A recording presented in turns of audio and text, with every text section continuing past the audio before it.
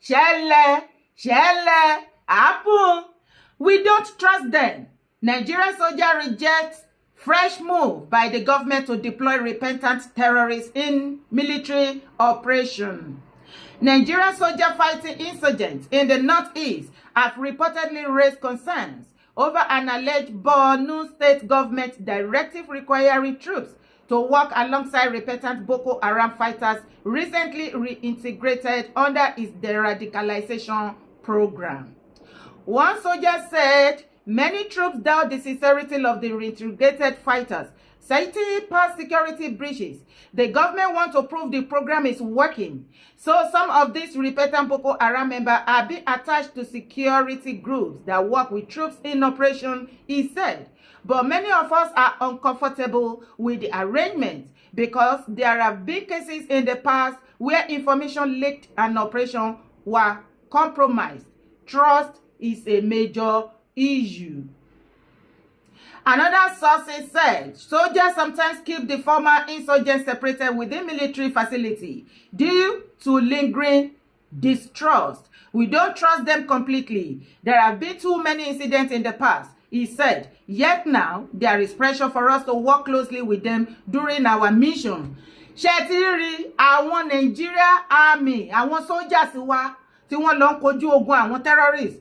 Wọ́n ti fariwo ta ní northern part of Nigeria. Wọ́n ní ká gbà wá lọ́wọ́ Borno governor. Wọ́n ní òun ló sọ wípé dandandan. Àwọn ni wọ́n máa ń sọ wípé repentant or repented terrorists. Kí wọ́n kó wọn sí inú army. Àwọn army ti pariwo síta ń sìn pé àwọn ò trust wọn torí oríṣiríṣi ìṣẹ̀lẹ̀ ló ti ṣẹlẹ̀ tẹ́lẹ̀tẹ́lẹ̀. Wọ́n máa ń gbàbọ̀dè, wọ́n máa ń mú páàsì wọn lẹ̀ tó bá fẹ́ lọ attack àwọn terrorists, àwọn repented one tó ti wà láàrin wọn. Ṣé mọ̀ wípé wọ́n máa ń lóyà síra wọn, wọ́n á ti pass information yẹn tó fi jẹ́ wípé ọ̀pọ̀lọpọ̀ àwọn terrorists wọ́n máa ń lay ambush fún àwọn original army wa tó dẹ̀ ń pa àwọn army yẹn, àwọn sójà yẹn nípakúpa. Àwọn sójà ti wá yarí mọ́ ìjọba Borno lọ́wọ́ báyìí. Bàbá Tinubu à ń pariwo gbogbo ọmọ Nàìjíríà sọ wípé stop this thing now. As a president, invite all the northern governors. Bá wọn ṣe meeting ká sọ fún wọn wípé Nigerians are on your neck. A ò fẹ́ gbọ́ wọn kó repentant Boko Haram kankan sí inú army wa. We don't want it anymore. Àwọn ọ̀nà tó fẹ́ fi hijack Nigeria, tó fi hijack Nigeria mọ́ gbogbo Edo state lórí nìyẹn.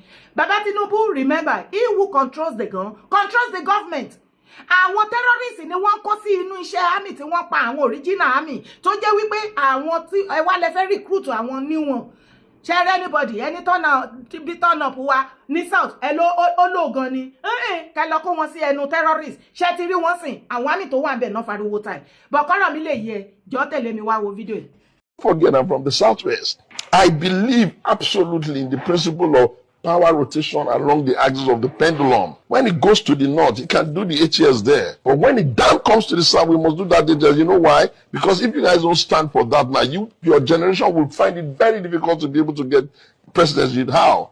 Because while you are trained here to have kids that you can manage, maybe 1 or 2 or maybe 3, they are trained there by their own culture to do maybe 30. How do you want to compete? The human capital investment that they are doing there is very weak. We are spending a lot of energy to do human capital here. Look at how I'm bashing you so that you can think. And then tomorrow morning you want to do an election. Some guy comes in with 30 children, 36 wives, and you have only your 2 wives and another who are well trained. Your kids are doctors, engineers, are doing everything, and then you're going to be carrying people that have beggar bulls in their hand, only groomed for election day. The only way we can manage it is by rotation. So they know when it is their turn, bring us some candidate to pick the best. When it is our turn, we'll give you some candidate to pick the best. Anything short of that, we should destroy the country and break it up, let everybody go and do their thing. Why? Because we're going to be perpetually under pressure. We don't want people coming into our country, if you like, our own area to be killing people. We don't do religion to that mad level. Are we supposed to? If Yoruba people disappears from the history of Nigeria today, more than half of what many Nigerians are proud of would disappear with it. Igbo, Hausa, Fulani, Ijo, Calabar, Efik. Am I lying? Do you agree with what I just said? Oh, we are getting closer. The pressure is getting worse, sir. Ṣogbọ́rọ̀ lẹ́nu brother mi yẹn. Àwọn nǹkan tá ní ká ṣe leléyìí.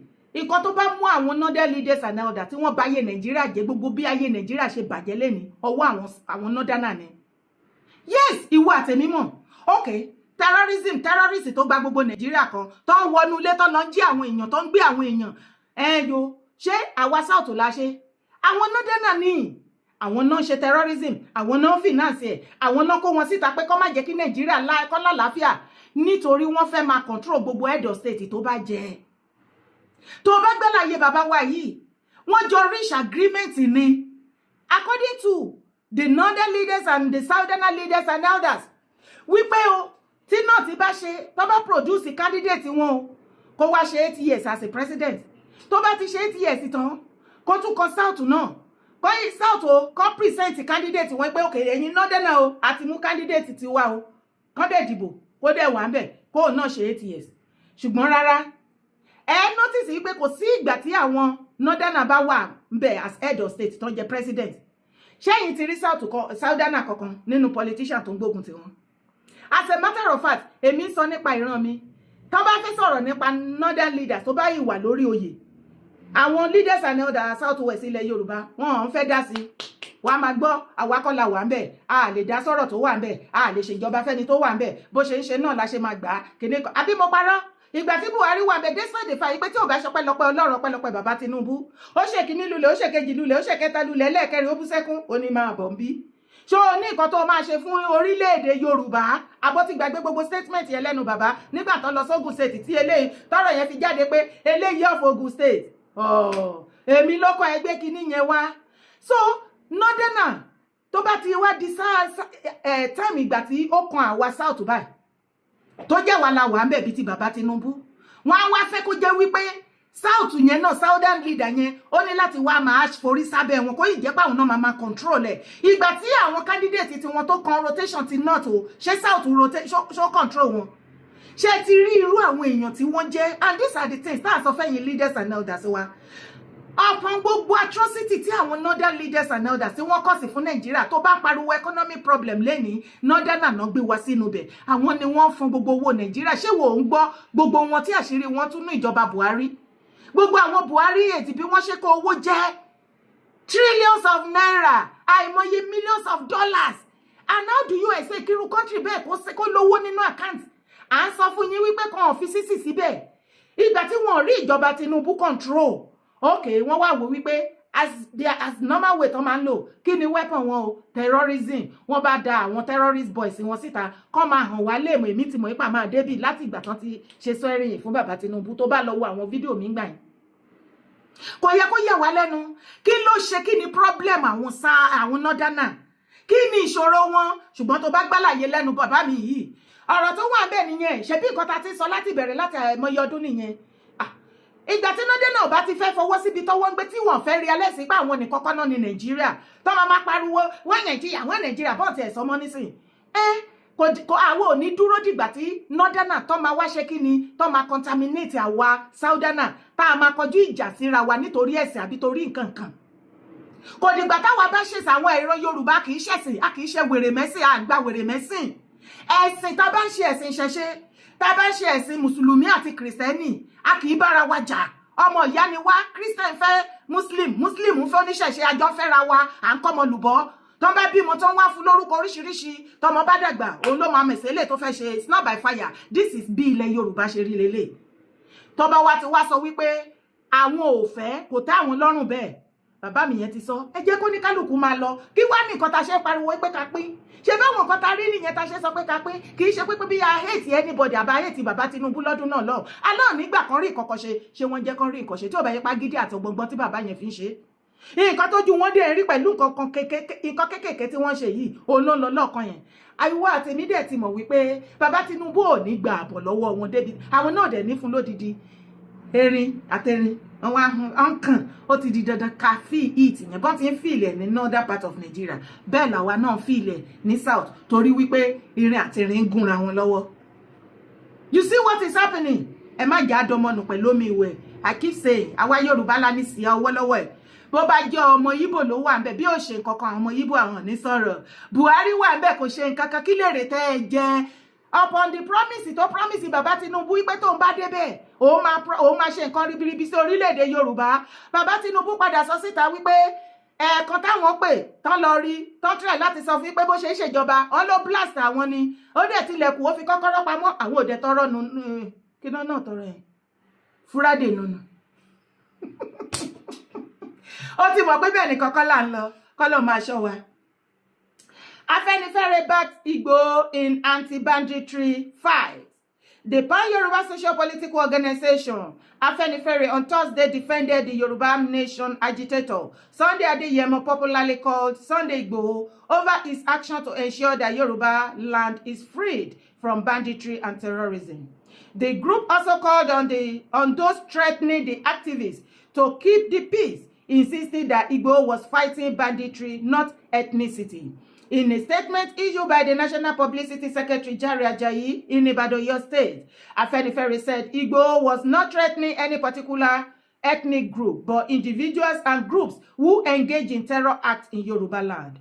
The organization stressed that there was absolutely nothing wrong with the position taken by Igboho in his efforts to protect his people. Tó já sí wípé gbogbo ẹ̀yin olórí burúkú ọmọ àlè àárín wa tẹ́ lọ pàdé àpòpọ̀ pẹ̀lú ọmọ Fúlàní ṣé mi ò sọ fún yín pé lẹ́kùn máa mú yín lọ́wọ́. Ṣẹ́rí situation tó wà nílẹ̀ ó ti ń unite gbogbo àwa ọmọ ọkọ religiously, àwọn onígbàgbọ́, àwa mùsùlùmí, àwọn original ọmọ ọkọ mùsùlùmí nínú ẹ̀sìn mùsùlùmí tí ọ̀rọ̀ òye tẹ́lẹ̀ tán fi rọ́bò lójú wọ́n ti ń dá òtítọ́ mọ̀, ọ̀rọ̀ ẹnu wọn ti ń change, ó dẹ̀ ti ń unite wa peacefully. Àti ríra wa bí ìkan náà ṣe bí ìkan tá à ń pariwo láti yọdún ìkẹjẹ ká ṣe lélẹ̀. Kò sẹ́ni tó gbógun ti ẹ̀sìn kankan, àwa sọ wípé ẹ̀sìn kan ò ní lọ fẹ́sìn kan. Nǹkan tá dúró lé lórí nìyẹn. Tó bá wá rí bẹ́ẹ̀, tẹ̀lé mi kó wá wo fídíò yìí. Express Road, bandit yo, J4 Express Road, bandit. Wàláì lọ́sàn-án gan, live and direct. Bandit block road ni o. Express Road, látọ̀gbẹ̀rẹ̀. Live and direct, bandit lọ́sàn-án gan.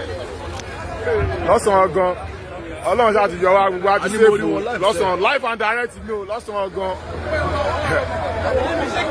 Wàláì lọ́sàn-án gan ni o kò ń ṣe pé bóyá ọ̀rẹ́ ẹnu o live and direct lélẹ́yìí o. But àwọn tó yẹ escape Ọlọ́run ti yọ wọ́n o.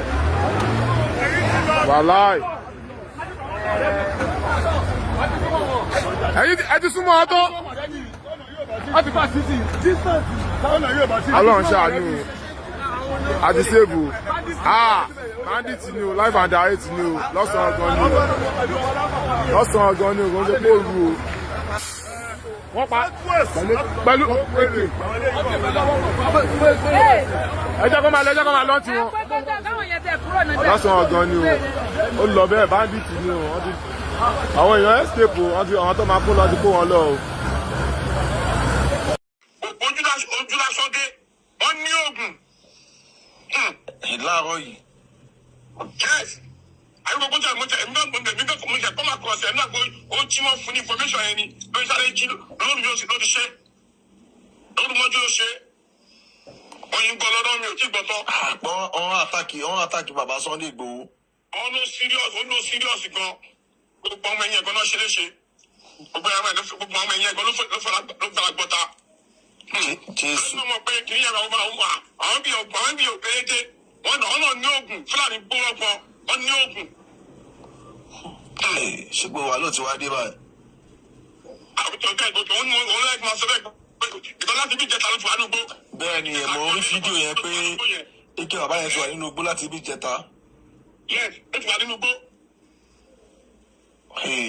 Láti lè ṣe bẹ́ẹ̀, láti lè jẹ́ bẹ́ẹ̀, Nàìjíríà máa dàrú ni.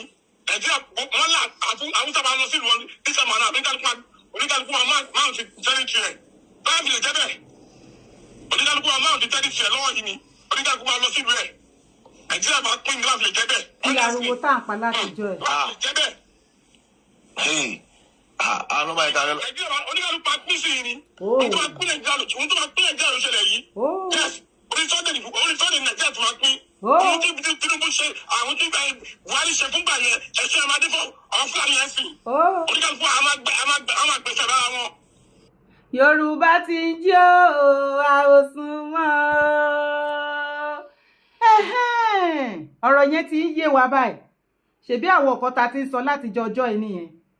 Tí ẹ bìlíìfù wa. Inú mi dẹ̀dùn ibi tá a dé náà. Wọ́n ní ẹni tó gbẹ́ kòtò ò tí ì gbẹ́jì.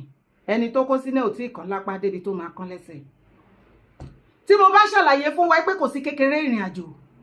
Àwọn iṣẹ́ tí Chief Igboho ṣe it's enough láti sọ̀rọ̀ lé lórí fún any media. Kì í ṣe gbogbo ìgbà lèèyàn ń rí traffic. Ẹ ti ẹ̀ máa fi ìwà ọmọlúàbí kún iṣẹ́ yín. Ọkùnrin tó ń so rárá fọkùnrin ẹgbẹ́ akọ iṣẹ́ ló ń ṣe. Gbogbo bí ọ̀rọ̀ bá dẹ̀ ṣe ń lọ, ẹ má fi jẹ́ ká dẹ́rù ba àwọn èèyàn. Ẹ jẹ́ ká máa ní ìrántí wípé ọ̀pọ̀lọpọ̀ ló já sí wípé he lásán ó máa sáré dé tọ́lẹ̀tì ni. Ẹ tún ti bẹ̀rẹ̀ o. Àwọn nǹkan tó bá ń ṣẹlẹ̀, ẹ fi ọpọlọ kún ọpọlọ bẹ́ ṣe máa present ẹ̀ online. Ẹ má gbé fi presentation torí ẹ fẹ́ sàsọ jam. Kọ́ lè sọ pé kíní kí ẹ rán àwọn èèyàn lọ sọ́run àṣàǹtẹ̀ níbi tí àwọn ìyá àgbàlagbà tó ti máa kọ́kọ́ sókè àtàwọn bàbá yẹn. Ọ̀pọ̀lọpọ̀ àwọn èèyàn ni wọ́n lọ́ọ̀fù ìṣí Sunday Adéyẹmọ Ìgbòho tó ń fẹ́ kí nǹkan burúkú ṣẹlẹ̀ sí. Irú inú igbó tó ń lọ káàkiri kò sí kékeré ìrìn àjò Ọlọ́run má jà rìnrìn àjò àìlọ ìdè.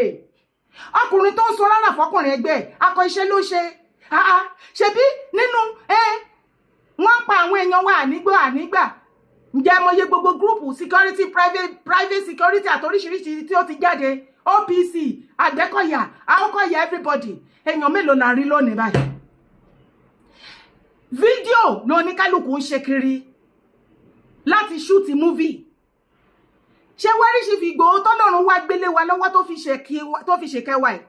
Gbogbo nǹkan tó ní kálukú bá nílẹ̀ Yorùbá ẹ̀ sì já fi support ẹ̀. Bó bá jọmọ Yíbò lónìí wọ́n á máa kẹ lójú kẹ nímú. Bó bá jẹ́ Northern ni wọ́n mú ṣáwọn tó ń ṣe terrorist tó ń sọ wípé àṣẹmálu ní terrorist ẹ wá róríjìnà ọmọ ọkọ tí ò ṣíṣú ọgbà yọ tí ò bójú yín jẹ́ tó jẹ́ ìfẹ́ yín lóní tẹ́yìn ká lè má sùn àsùn ọrùn ká lè jáde lásìkò tó wù yín ká lè ṣe pátí tá love jù ní ìrọ̀wọ́ ìrọ̀rùn kálàáfíà kó jọba òun lọ́mọ Adéyẹmọ dúró fún ǹjẹ́ ó yẹ ká rẹ́ anybody tá gbógun ti ṣe ọwọ́ ẹ̀ tàbá wa rí bó ṣe ń lọ ẹ jẹ́ àdúró tì í ṣùgbọ́n kan wá wà bẹ́ẹ̀ o mo fẹ́ pe gbogbo ẹ̀yin ọmọkọ Yorùbá gbogbo ẹ̀yin ọmọkọ tí wàá jíire original ọmọkọ ilẹ̀ Yorùbá mo fẹ́ pe àkíyèsí yín sí torí pé ó ń bọ̀ àwọn ládẹ́ẹ̀dẹ́ ẹ ti mọ̀ wípé mi ò ní wá mú irọ́ fún yín láéláé mo ti kọjá ìyẹn mi ò sí lára mídíà tí mo ní láti parọ́ kẹ́ tó lè sọ pé kìíní kí ló àti kí tún ní. Ìjẹ́ ọ̀pọ̀lọpọ̀ yín mọ wúmà kan tó ń pè ní Ṣọlá kò gbọdọ̀ kú òkè tí ẹ bá mọ̀ ẹ máa mọ̀ láìpẹ́ láì jìnnà.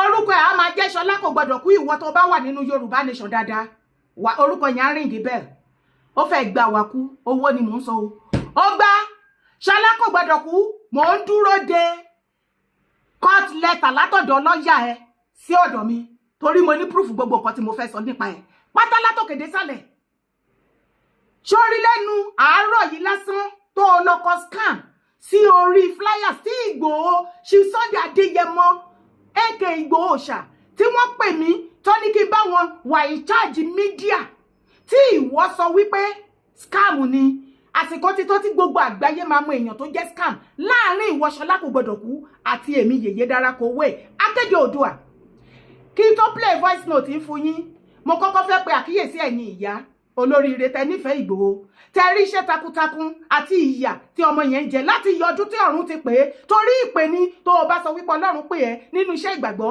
nínú iṣẹ́ mùsùlùmí àtòníṣẹ̀ṣe èyí tí Ìgbòho ń ṣe ìpè ní àbí kí ló pè é ìpè ní ìpè ló lè mú èèyàn kó lówó kó lọ́lá kó nífọ̀kànbalẹ̀ kó dẹ̀ máa sọ wípé o fẹ́ fẹ̀mí ńlá kú fún àwọn ìran ẹ̀ káwọn náà lè ní ìfọ̀kànbalẹ̀ èèyàn mélòó ló lè ṣe ṣèbó níyà àwọn èèyàn tá ti pè ṣèbó lẹ́ni tí wọ́n fi jẹ oyè ikọ̀ tí Ìgbòho ṣe é sì tó yẹ kó ṣáájú kó káwọn ọmọ sẹ́yìn ṣèbẹ́ rí pé ẹjọ́ wẹ́wẹ́ ló ń rò kiri ṣèbẹ́ rí bó ti ń ṣọdún ìdun ló ń ṣọdún cockroach ló ń ṣọdún aáyán ló ń ṣọdún frog ọ̀pọ̀lọ́ ọdún òkúta ló tún ṣe lọ́wọ́lọ́wọ́ báyìí ìsìn gbogbo nǹkan tó wálé ayé tiẹ̀ wá ṣe nìyẹn ó ti sòótọ́ tó wà ń bẹ̀ ó ní ẹ̀yin Yorùbá èèyàn tẹ́ máa tẹ̀palẹ̀ ń wá òun ò rẹ́dí àti kú òun ò lè kú fún yẹn ṣe èèyàn tó ń kú fún òun kan náà ló tún ní kán fóun lówó 150 million ó lè ṣe kú fún ó tún ní kán fóun lówó kò yé ọ̀rọ̀ yẹn ò yé tá bá wá rí original ọmọ kan tó wá dìde ẹjẹ́ agbárùkù tí Ìgbòho fi ìrìn àjò ayé ẹ̀ ṣe competition kí mídíà kankan má fi bá ṣe any competition pẹ̀lú anybody now ẹ wá farabalẹ̀ kẹ́ gbálàyé mi ṣé ẹ mọ̀ wípé ní àárín ìgbà kan àwọn prophecy oríṣiríṣi ń ṣẹlẹ̀ káàkiri online tí wọ́n sọ pé kí a wọ́ọ̀nù bàbá Ìgbòho bó ṣe fẹ́ recruit àwọn ọmọ ogun tí bàbá Tinubu fún wọn láṣẹ ipe kan finú fídíò kan máa kó àwọn ọmọ OPC Gani Adams síbẹ̀ àbí ǹjẹ́ mo yẹ yín tẹ́ ṣe pè mí tẹ́ da kọ́lìbò mi bẹ́ ṣe pè mí tẹ́ rán mi èmi náà ń jíṣẹ́ fún wọn àìmọye yín lẹ́dẹ̀ pé wọ́n gbogbo ẹ̀ náà ń rí online wípé kí wọ́n àìmọye àwọn ọmọ Gani ló máa darapọ̀ kan láwọn fẹ́ wá ṣe kí ni wọ́n fẹ́ wá bá ṣiṣẹ́ papọ̀ wọ́n dẹ̀ máa gbàbọ̀dè fún.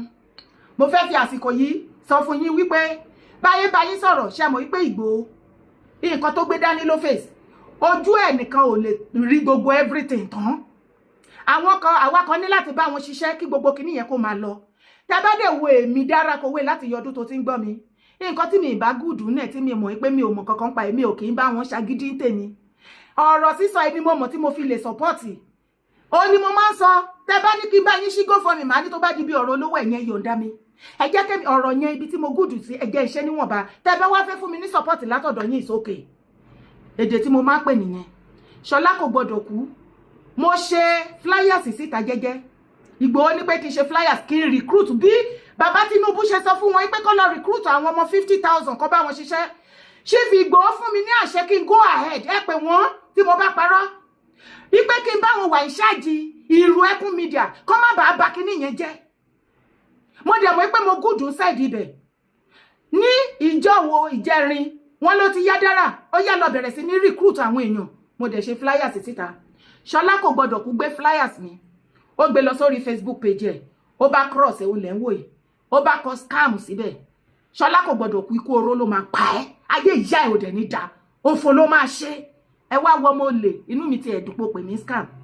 Ṣó wá rí àsìkò Ìgò ti fún mi ní oore ọ̀fẹ́ Ìgbòho lè mú mi lọ́wọ́ dání lórí eléyìí torí ìwọ ló pè fún. Inú mi á dùn ayọ̀ mi á kún láti jẹ́ kí gbogbo ọmọ kó tó ajíire gbogbo ọmọ Yorùbá kí wọ́n wá wo ayé Ṣọlá bó ṣe ba ayé ara ẹ̀ jẹ́ pẹ̀lú olè fraud scam nínú Yorùbá nation. The last one tó ṣe sórí gbogbo nǹkan tí mo máa sọ nípa ẹ̀mí ní fikún. Mo dẹ̀ fẹ́ mo ń dúró de lọ́yà mo ń dúró de court letter ẹ látọ̀dọ̀ lọ́yà ẹ torí èmi àti ẹ máa mú nǹkan lẹ̀ máa gbé ẹrin gan ni o. Ogun pọ̀ lọ́wọ́ ẹ̀ wọ́n lọ máa attack àwọn èèyàn spiritually àbí pẹ̀lú ogun ṣó mọ̀ pé wọ́n attack ìwọ náà bí tó ti ń ta sí wọn kiri wọ́n ta sí ìwọ náà padà ṣó mọ̀ yóò oṣù tó lò kó lè mọ̀ wípé gbogbo ìgbésí ayé ẹ̀ wà lọ́wọ́ mi èmi tí bá ní ìgbésí ayé yín lọ́wọ́ kò kàn mí màá pretend ẹni pé mi ò mọ̀ kankan ọ̀ntì ìgbà tẹ́ bá bọ́ síta tẹ́ bá forí jálé agbọ́n ó wá fún ni. Ṣé wá rí ìran tí gbogbo àwọn èèyàn rí wípé àwọn kan máa kúrò lẹ́yìn Gani wọn ò ní fi Gani lẹ̀ o wọ́n ló yà sí Gani o wọ́n bọ̀ wá disguise láti wá ṣiṣẹ́ papọ̀ pẹ̀lú ìrù ẹkùn. Ipe wọ́n máa gbàbọ̀dè fún Ìgbòho. Ṣọlá kò gbọdọ̀ kú ni o. Bẹ́ẹ̀ ni mo fọwọ́ sọ̀yà. Ṣọlá kò gbọdọ̀ kú ni. Kò sí nǹkan tó kàn mí pẹ̀lú ọ̀rọ̀ warrior. Mi ò mọ̀ bá ṣe tàtàtà. Ṣùgbọ́n nínú mídíà ìjọ́ wo lẹ rí Ṣọlá kò gbọdọ̀ kú tó wà nínú mídíà.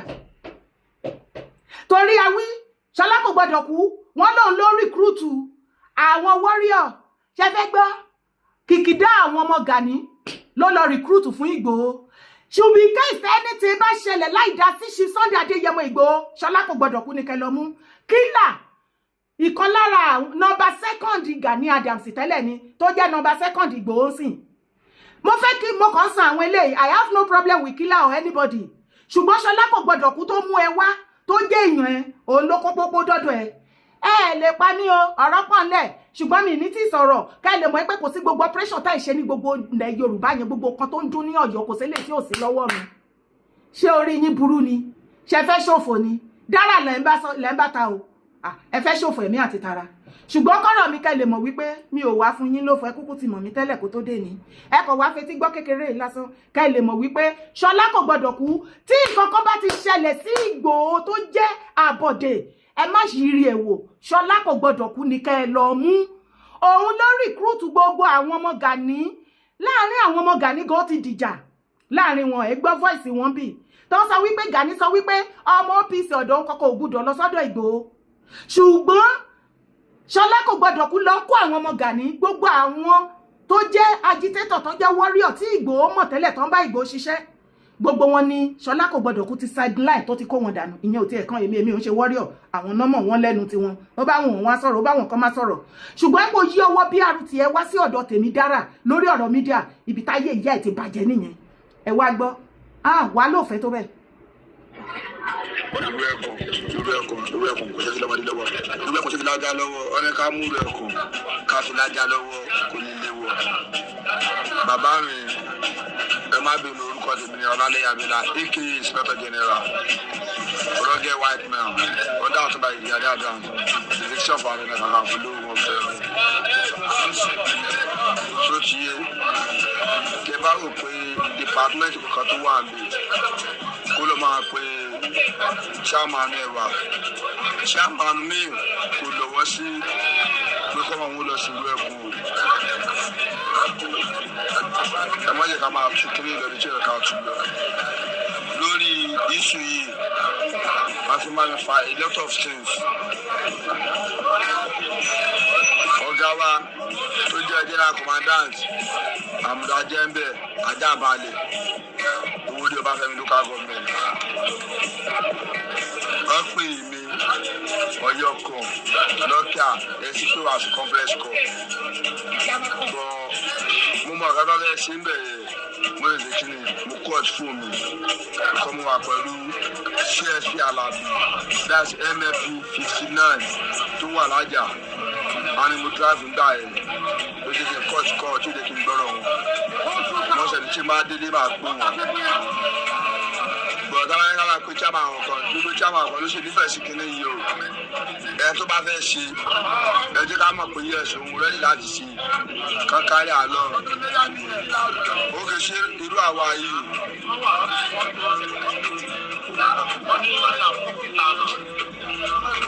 ṣerú àwa yìí tó ẹ pé àwọn chairman wa rí láṣọ pé ká ṣèlú ọkàn.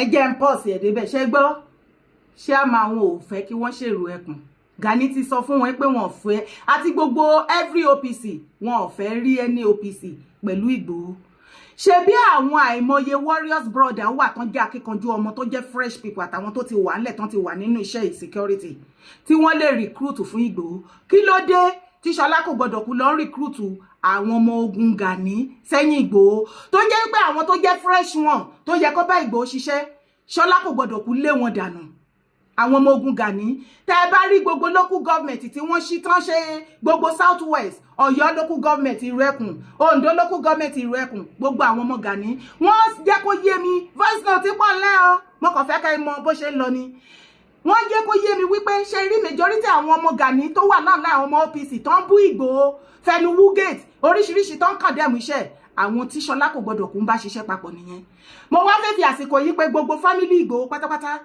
gbogbo ẹ̀yin olólùfẹ́ Ìgbòho èmi kì í mọ̀fọ́ o gbogbo nǹkan tí mo ń sọ yìí mo ti fi sínú voice note ránṣẹ́ sí òòṣà tí ẹni tí bá ṣẹlẹ̀ sí Ìgbòho kẹ má sí dára ó wẹ̀ lára àwọn tó ti pa Ṣọlá kò gbọdọ̀ kú ní ká lọ mú o Ṣọlá kò gbọdọ̀ kú ṣe rí rally tí Yorùbá Nation ṣe last tí YSDM tó finance ẹ̀ I was the publicity director of publicity media níbibẹ̀ àwa làwa ṣiṣẹ́ owó tí wọ́n dá gbogbo Yorùbá Nation tá a ṣe pátápátá Ṣọlá kò gbọdọ̀ kú gba ṣíọ burúkú owó kí ló pera ẹ̀ warrior woman warrior leader ogun ọmọ Ogun State ni ó ní jagunjagun ní bàbá òun ẹ bá mi bèrè lọ́wọ́ ẹ̀ ní Ogun State ṣé wọ́n máa kó wọn lógúnlógún ẹ̀wọ̀n bí àwọn bandit ṣe ń àtàkì ń bẹ̀ ìjọ́ wo lẹ rí ọmọ ogun kan lẹ́yìn ìjọ́ wo lẹ rí kẹ wá gbọ́ paríparí ẹ̀ the last rally tí Yorùbá Nation ṣe lọ́jọ́ta tí wọ́n fi pa àwọn èèyàn táwọn èèyàn kan kú tọ́lọ́pàá fi yìnbọn tọ́jú tí àgàs oríṣiríṣi tí ìbọn fò fẹ́rẹ̀ tó pa brother kan báyìí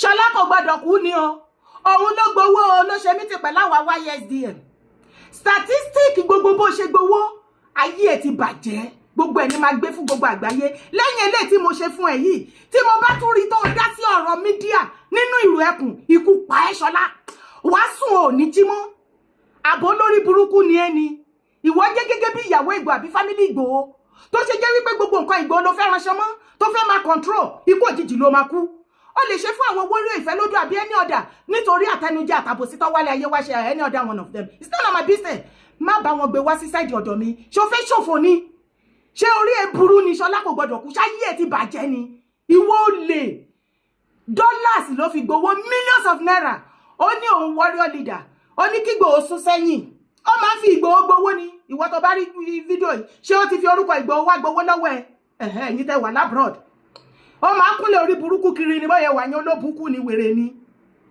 bó ajá abìnrin òṣì lẹ́sẹ̀ ní bóyá wà yẹn ayé ẹ̀ fẹ́ bàjẹ́ ó ṣàmọ́ bóyá lọ láàrin wa ok fine rally yẹn ó bá gbowó wọ́n bá kówó burúkú fún ó lóun máa ra ọ̀pá tó pọ̀ ó máa ra ṣẹ̀kẹ̀rẹ̀ ó máa ṣe síkà ó ṣàkó billions ó ṣàǹgbowó ló bá lóun máa rí lead rally yẹn pé that will be the last rally tá fi máa gba orílẹ̀-èdè wa mo dúró mò ń wo ìpele okay ìjọ rally okay ìwọ tó bá rí fídíò èyí tó lọ síbi rally yẹn lọ́jọ́ ta tọ́lọ́pàá fi dé tó fi wá yin tear gas tán fi pààyàn tán fi tí stray bullet lọ bàyàn ṣe gbóòórùn Ṣọlá kò gbọdọ̀ kú èèyàn tó ní káwọn ọmọ ogun máa nìṣó síwájú o Ìgbòho rèé òun àtàwọn ọmọ ẹ̀nà wà nínú Ìgbòho ní káwọn boys òun nìkan wà nínú kó nìkan kó máa sùn nínú ilé Ṣọlá kò gbọdọ̀ kú ní káwọn warriors òun kó máa nìṣó lọ́jọ́ ta òun bọ̀ ní gbogbo warrior bá lọ sọ́jọ́ ta wọ́n hàngì káàkiri everywhere wọ́n dúró de warrior woman leader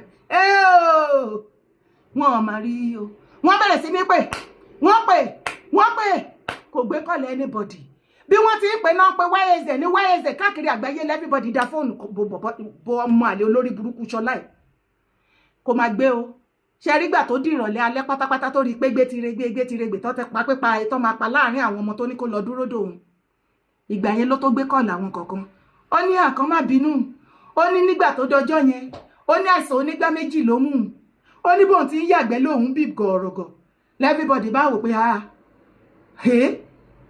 kọ́lẹ́rà mú ẹ níwọ̀n tó ló fẹ́ lọ lídìí ogun tó ní káwọn ọmọ ogun máa nìṣó ní àìsàn onígbá méjì mú ẹ ókè ó ṣàpadà lọ àárò débẹ̀ ókè owó àpadà ṣe rálì àṣekọ́kọ́ jọba wa kówó àfi tí Ṣọlá bá máa mú owó lẹ̀ lọ́la ó lóun ti fowó rọ̀ pé ó ti fi ra ṣẹ̀kẹ̀rẹ̀ ókè kò tí ì burú kò bàjẹ́ ṣebí owó wa ló fi ra ó yá bá wa kó property àfi tí Ṣọlá bá máa bóyá ó máa dẹ̀ kó lẹ̀ lọ́la ó ti ṣe sticker ókè kò fún wa àrí nǹkan kan gbogbo owó